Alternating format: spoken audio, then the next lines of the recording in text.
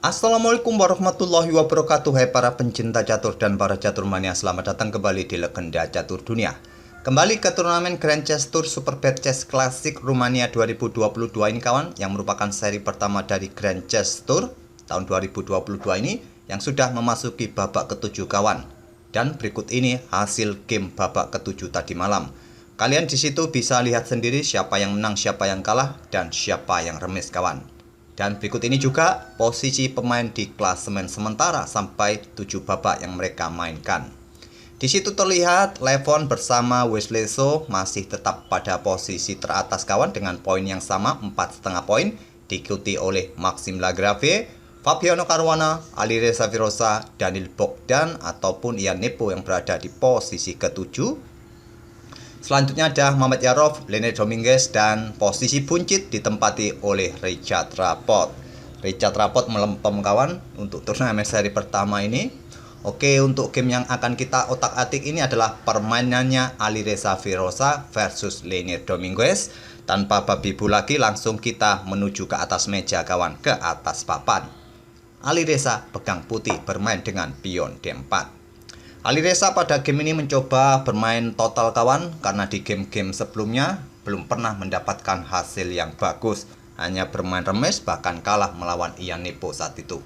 Selanjutnya kuda F6, pion C4, pion E6 oleh Leonid Dominguez, kuda C3, dan kita temui lagi permainan Nimzo Indian Defense. Akhir-akhir ini pembukaan seperti ini sangat populer kawan. Mungkin selain bermain dengan pion E4, kalau kalian ingin bermain dengan pion D4, jika lawan membalas dengan permainan Nimzo Indian Defense ini, mungkin kalian perlu pelajari pembukaan seperti ini kawan, baik saat pegang putih ataupun pegang hitam. Mungkin bisa menjadi salah satu pembukaan favorit kalian. Pion E3 memilih variasi normal atau variasi lama kawan. Di sini rokade oleh Leonid Dominguez, gajah D3, variasi bishop attack atau serangan gajah. Pion D5 menyerang pion pusat, diterima oleh Alireza, pion C pukul pion D5, dipukul balik oleh pion E, pion tetap mendapatkan kontrol di petak pusat. Itulah fungsinya memukul balik menggunakan pion, juga membuka diagonal petak terang bagi pengembangan gajah, mungkin bisa ke petak G4 atau ke petak yang lain. Pion A3 dan gajah mundur ke D6, bukan lagi dengan variasi pertukaran. Sebelum pion ini didorong, saat bermain dengan pion A3, kemungkinan gajah akan melakukan pertukaran pukul kuda C3. Karena pion D ini sudah didorong kawan, kebanyakan gajah akan ditempatkan di petak D6 saat pion A3 dimainkan oleh putih. Bahkan ada juga yang mundur ke petak E7. Menteri C2, di sini pion C6. Selanjutnya kuda G berkembang ke E2, beteng E8. Gajah berkembang ke D2, dan pada posisi ini ada dua game sebelumnya yang pernah mencapai diagram seperti ini. Hitam melanjutkan dengan pengembangan kuda B ke D7, berakhir kemenangan bagi hitam kawan, atau pion A5 berakhir dengan remis. Tapi di sini hitam atau Leonid Dominguez memilih dengan pion B6, dan ini merupakan langkah baru yang belum pernah dimainkan sebelumnya di langkah ke-10 ini. Pion F3 dimainkan oleh Alireza. Untuk mengontrol petak pusat E4 ini kawan, petak yang cukup panas bagi kuda hitam yang bisa manuver dengan dukungan pion, dengan dukungan beteng, nanti pun juga bisa ditambah dengan dukungan menteri atau yang lain.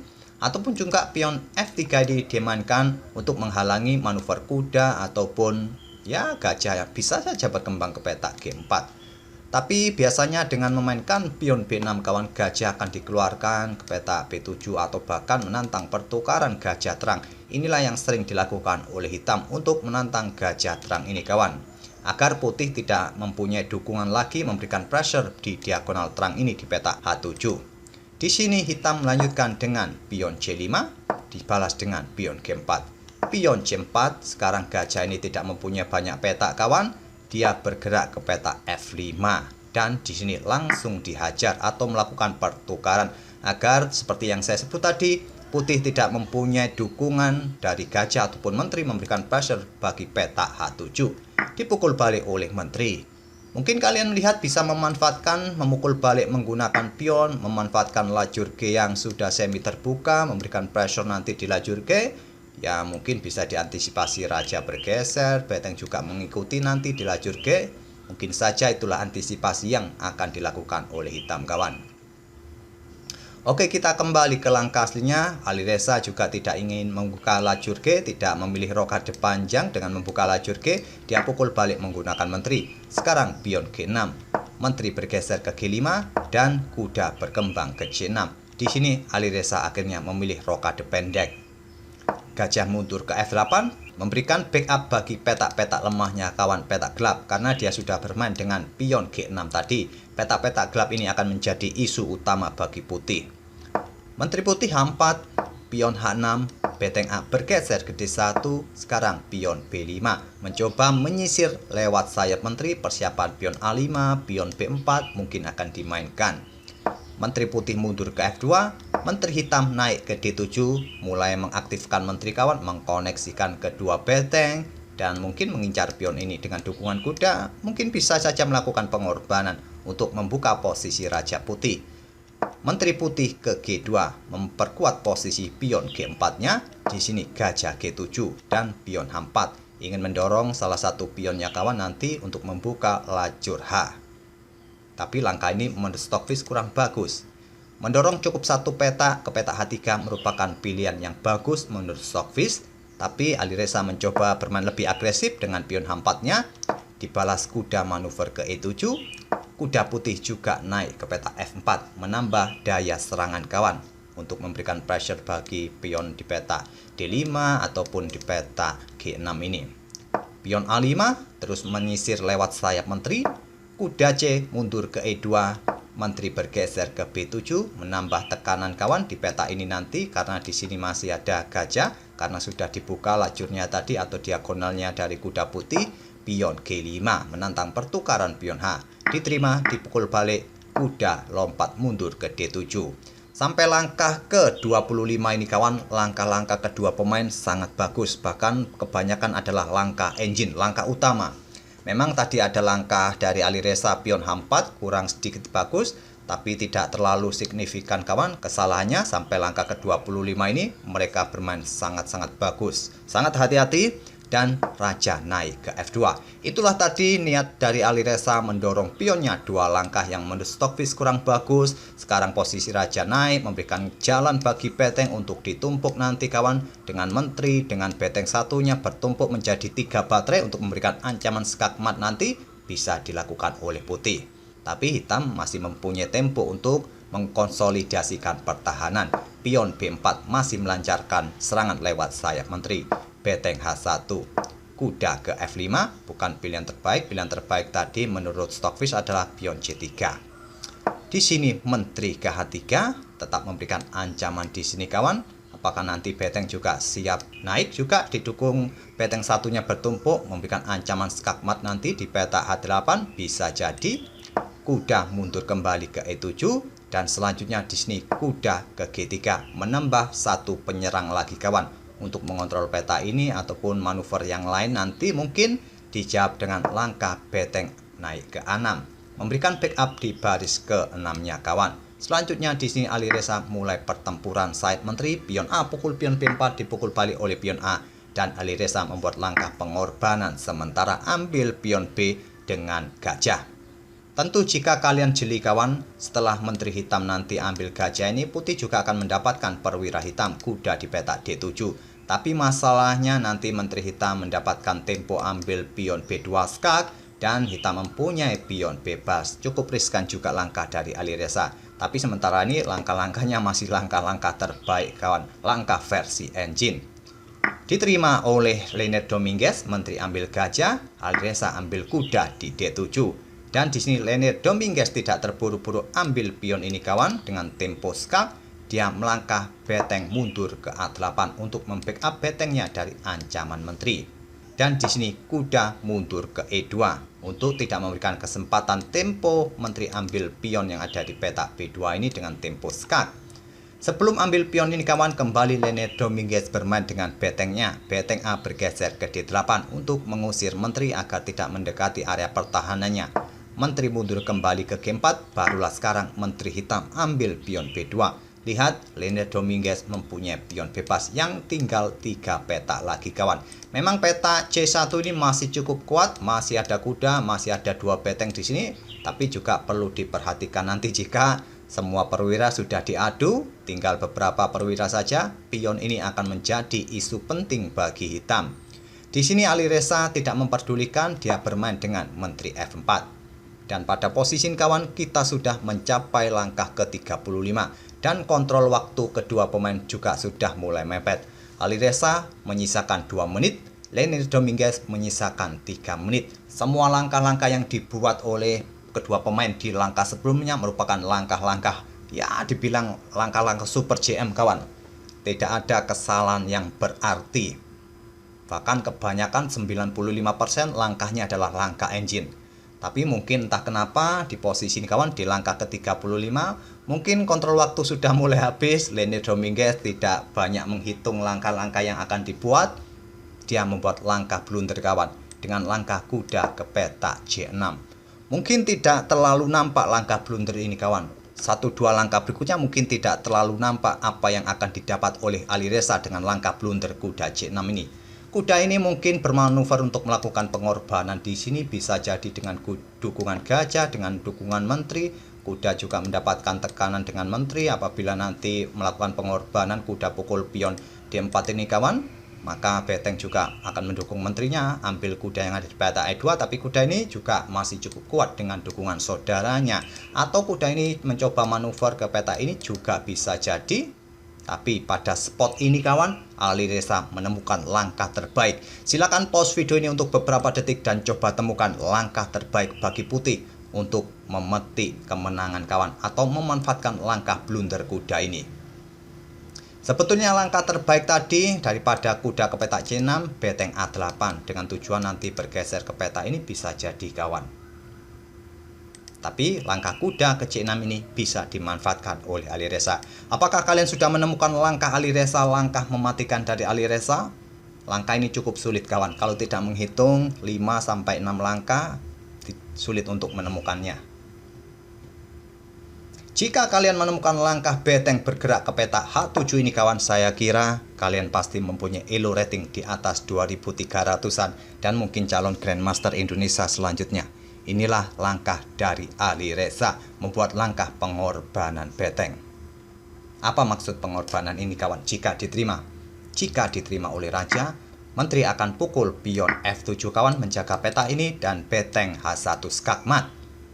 Ataupun jika tidak diterima, kemungkinan nanti Beteng satunya juga siap bergerak untuk ditumpuk lagi dengan menteri dan bisa memberikan ancaman yang serius. Ataupun nanti mengincar gajah ini disusul menteri bergerak ke peta ini juga cukup bagus, nanti diikuti Beteng satunya bergerak ke lajur H. Itulah rencana dari Ali Reza. Dan tentu saja Leni Dominguez tidak berani ambil Beteng ini. Dia bermain dengan Beteng naik ke E6, memberikan pick up pada peta F6 ini. Dan di sini Ali Reza melanjutkan menteri bergeser ke H4. Persiapan untuk mendobel 3 tumpukan Beteng menteri, memberikan ancaman yang serius kawan. Ataupun bahkan melakukan pukulan terhadap gajah, sekak, terus diikuti Beteng satunya nanti bisa bergerak. Di sini antisipasi dari Leni Dominguez, langkah terbaik adalah melakukan pengorbanan kuda pukul pion D4. Langkah terbaik. Dan di sini banyak kemungkinan yang bisa dilakukan oleh putih kawan. Tentu saja tidak bisa dipukul menggunakan kuda, bisa memukulnya menggunakan Beteng, menggunakan pion. Tapi coba lihat jika memukulnya menggunakan pion, di sini ada Beteng kawan untuk mendukung menterinya. Dan di sini Ali Reza memutuskan untuk sikat gajah terlebih dahulu. Dipukul balik oleh Raja, menteri ambil kuda skak, dan ini memaksa pertukaran menteri kawan. Menteri pukul menteri dan dipukul balik dengan Beteng. Sekarang Ali Reza unggul 1 perwira. Sepasang kuda plus Beteng plus 3 pion, saya rasa masih cukup berimbang melawan kekuatan 2 Beteng, bahkan lebih kuat kawan. Walaupun di sini terlihat Leni Dominguez untung 1 pion. Leni Dominguez menggeser Beteng E ke D6.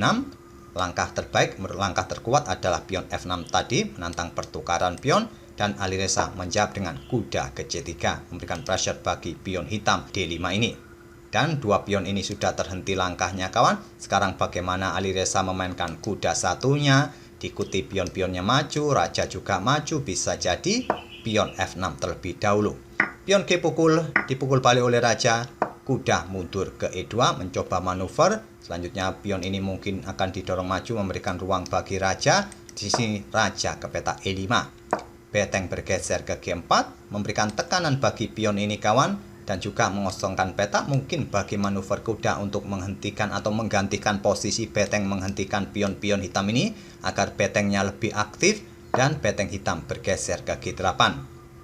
Selanjutnya kuda D4, beteng mundur ke D7, di sini beteng G5 skak, raja ke F6, sekarang pion F4.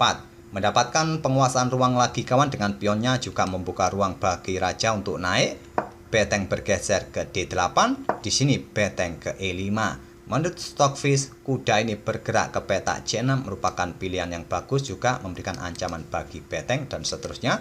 Tapi Alireza lebih memilih untuk membatasi pergerakan raja agar tidak mendekati atau tidak melintas ke baris ini kawan. Apakah nanti juga persiapan raja atau manuver kuda bergerak ke peta-peta ini? Bisa jadi juga. Selanjutnya raja mundur ke F7, di sini beteng kembali ke G5. Beteng ke H8 mencoba melakukan skak, mungkin diantisipasi dengan kuda ke F3. Mencoba mengawal peta H2 kawan, juga memberikan ancaman skak garbuan. Jadi langkah defender ataupun langkah attacker dari kuda ini di langkah berikutnya. Raja menghindar ke G7, beteng mundur ke G1, mencoba untuk bermanuver mungkin nanti lewat sini kawan, dibalas dengan beteng ke B2, mencoba melakukan skak di peta ini. Beteng A1 dibiarkan saja, tapi hitam atau Lene Dominguez tidak melanjutkan skak. Simpel ya, raja lari saja. Beteng bergeser ke D8 lagi. Kenapa tadi pada posisi ini saya lupa untuk tidak menjelaskan langkah kuda ambil pion ini? Tak ada masalah juga. Tapi Alireza sedikit menunda pergerakannya untuk ambil pion di peta D5 tadi, bermain dengan beteng A1. Beteng D8 kembali menjaga pion. Kuda manuver lagi ke D4 dan beteng bergeser atau bertumpuk atau berbaris di baris ke-7. Beteng naik ke A5, memberikan pressure, double pressure bagi pion ini kawan. Padahal sejak tadi pion ini sudah ditinggal, bisa dipukul, tapi sekarang kembali menekan pion yang ada di peta D5 ini. Di sini pion G5 menantang. Ditolak pion F5, beteng B2 skak, raja maju, beteng ke D2, dan selanjutnya di sini kuda ambil pion D5. Pion C3 kawan, dan selanjutnya tinggal beberapa peta lagi bisa promosi. Alireza tidak memutuskan untuk ambil dengan kuda ini. Kenapa? Kemungkinan hitam akan melakukan pengorbanan. Walaupun seperti ini pun juga masih bisa tetap menang kawan, putih tak ada masalah juga. Masih mempunyai satu pion jika pion ini diambil oleh hitam, dan masih memungkinkan untuk menang juga. Masih bisa berpotensi promosi pion putih ini. Tapi Alireza memutuskan tidak ambil pion ini. Dia cukup melangkah dengan kuda ke peta E6 skak. Di posisi ini Lene Dominguez menyerah. Ancamannya cukup serius kawan, beberapa pion hitam akan habis. Nanti kuda juga bisa ambil pion ini, ataupun di langkah berikutnya ambil pion ini. Jika pada posisi ini raja hitam salah melangkah, malah ancaman skakmat akan didapat. Coba saja jika pada posisi ini kawan, hitam melanjutkan dengan langkah raja ini bergerak mundur ke peta G8, apa yang terjadi? Maka ancamannya adalah 4 langkah berikutnya skakmat. Beteng skak di A8, raja naik ke F7, malah skakmat 1 langkah. Jadi kemungkinan raja akan ke peta H7, berikutnya kuda satunya juga bergerak melakukan skak. Raja bergerak ke H6, beteng H8 skak ditutup, disikat, skakmat. Skakmat Arabian Mid, atau pada posisi ini kawan, jika saat mendapatkan skak ini raja bergerak ke peta H6, maka beteng siap bergerak ke peta ini kawan, mundur ke peta A1, ancaman skakmat di sini, dan sangat sulit untuk dihentikan lagi. Kalian mungkin mencoba dengan pion G4 skak, tidak usah dipukul karena akan memberikan kesempatan beteng melakukan skak lagi. Kalian cukup bergerak ke peta G3 ini, dan nantinya beteng ini siap digeser skakmat. Mungkin raja akan mundur untuk lari ke sini kawan, maka simpel kuda satunya akan melakukan skak dan membatasi pergerakan raja ke peta terang, ke peta G8. Kuda ini juga mengawal peta G7, nanti beteng siap bergerak. Raja ke H8, beteng H1 skak ditutup oleh beteng H2, disikat, ditutup di peta H7, dan skakmat Arabian Mid. Jadi langkah terbaik untuk memperpanjang permainan saat tadi kuda lompat ke peta E6 ini kawan, raja ini bergerak ke peta ini kawan, ke peta F7. Tapi nanti pion-pion kalian akan habis. Kuda akan pukul pion G5 terlebih dahulu dengan tempo skak. raja mundur atau bergeser ke G7. Kalian tidak bisa mendekati kuda tadi di sini. Ke sini kawan, ada pion, ada kuda, dan berikutnya kuda putih bisa ambil pion ini. Pion kalian bersih walau masih mempunyai kedua beteng atau sepasang beteng. Melawan sepasang kuda plus beteng, apalagi putih masih mempunyai dua pion, sudah tidak mungkin lagi kawan. Permainan berakhir match atau bahkan hitam bisa menang. Itulah kawan game dari Alireza di babak ke-7. Inilah kemenangan pertama Alireza di turnamen ini. Sehingga mengangkat posisinya tadi ya lumayanlah berada di papan tengah.